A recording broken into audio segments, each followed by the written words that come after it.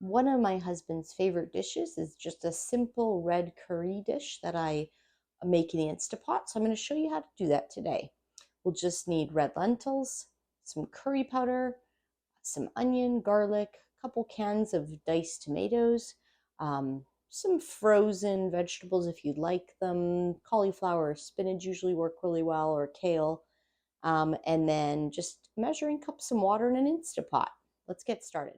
So I'm going to get started just by measuring out 2 cups of red lentils. Sometimes I use a cup and a half and a can of beans. It doesn't really matter too much. It's very flexible. This recipe is very flexible. 2 cups, and I usually buy actually red lentils in like a 25-pound bag now from Amazon, and then I just store it downstairs and just bring up what I need. Um, store a bit of it in a cupboard upstairs in the kitchen for convenience. So I'm just going to dump that in. I'll add water in a second. I'm going to throw in 1 bag of frozen cauliflower, and it's still frozen. Actually, you could thaw it first if you want it to cook quicker. Sometimes I don't put any vegetables in at all, but the cauliflower kind of just makes it creamy. It basically breaks down completely. Sometimes I put in spinach. That can be really nice too. I put in a whole bunch of curry powder. It's probably the equivalent of like probably 1.5 to 2 tablespoons even.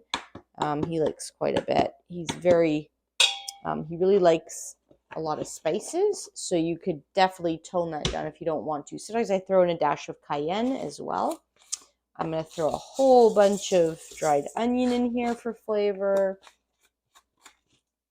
And then I'm going to throw in some good amount of dried garlic.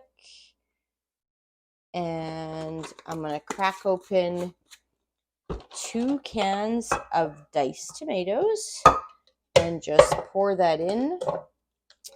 I love when I get the ones with pop tops, but sometimes they don't have them.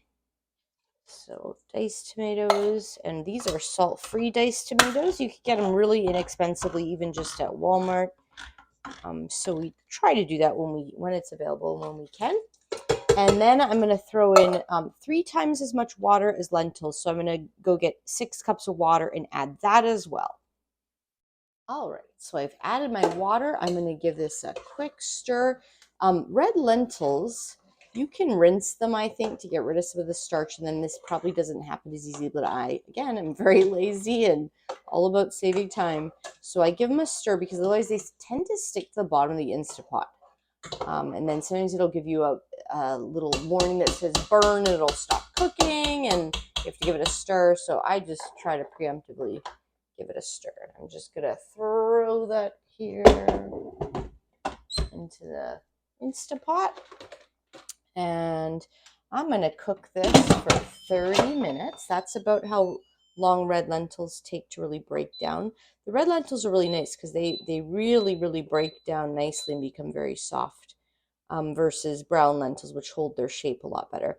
So I'm just going to set that for 30 minutes and let that cook. So the curry has now pressure released. The L means that's the letter that shows up when it has finished cooking and then is counting up the minutes after cooking. And this one took quite a while to pressure release. I'd say 37 minutes or something, just to naturally pressure release. You could force it by very carefully put your hand on this side and just turning this to venting, and the steam will shoot up out of there. But I don't like that I don't think it's great for our cupboards, and I also don't like that it usually kind of blows the food to bits. So I prefer just to let it naturally pressure release. So let's take a look.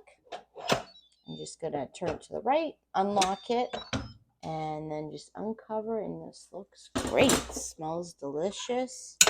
Everything cooked up really nicely, and you'll see the red lentils just turn very very soft. It's just a really nice texture. So we often put it over rice, sometimes over potatoes that I have in the fridge. I always have cooked rice and cooked potatoes ready to go in the fridge. So I will just scoop this into these containers. I usually use glass, but sometimes I'm out of them. And I just do this so that we could just easily pop one of these into the microwave and sort of have like a single serving almost of curry. And I'll turn this off. And that is our very simple Instapot curry. And here's the curry ready to be eaten. Beautiful orange color and just full of very nutrient dense tomatoes and lentils and cauliflower and delicious curry spice that's just really nice and comforting on especially today was a nice rainy day, so this will be great. If you enjoyed this video or found it helpful, please consider liking and subscribing, and leave a comment below if you have other tips and tricks about keeping it simple.